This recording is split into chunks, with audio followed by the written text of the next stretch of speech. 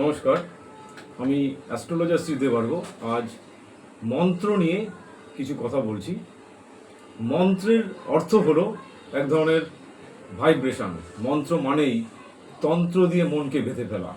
যখনই দেখবেন নিজেকে বেশ কিছুটা ডিপ্রেসড মনে হচ্ছে, নিজেকে একটু হতাশ মনে হচ্ছে, তখনই যে কোনো মন্ত্র দিয়ে আপনি কিছুক্ষণ সময় ধরে সেগুলোকে আপনি ভাইব্রেশন করুন এবং সেই মন্ত্রগুলোকে উচ্চারণ করুন 7 বার, 11 বার অথবা 108 বার খুব বেশি হলে, এবং দেখবেন বেশ কিছুক্ষণের মধ্যেই একটা পজিটিভিটি আপনাকে চারিদিক থেকে এসে ছেয়ে ফেলছে।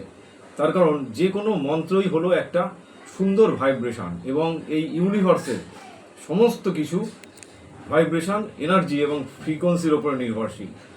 স্বয়ং নিকোলা টেসলা পর্যন্ত বলেছেন, যদি আপনি এই মহাবিশ্বের রহস্যকে জানতে চান তাহলে এনার্জি, ভাইব্রেশন এবং ফ্রিকোয়েন্সির চোখে দেখুন।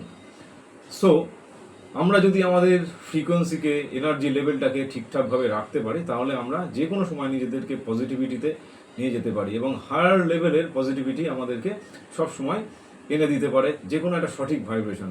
সুতরাং যে কোনো মন্ত্র জপ করুন, যেমন ওম নমঃ শিবায়, এই মন্ত্র জপ করলে দেখবেন আস্তে আস্তে নিজের ভেতরে একটা অন্য ধরনের পজিটিভিটি আসবে এবং সমস্ত কাজকর্মই ঠিকঠাকভাবে চলবে। নমস্কার।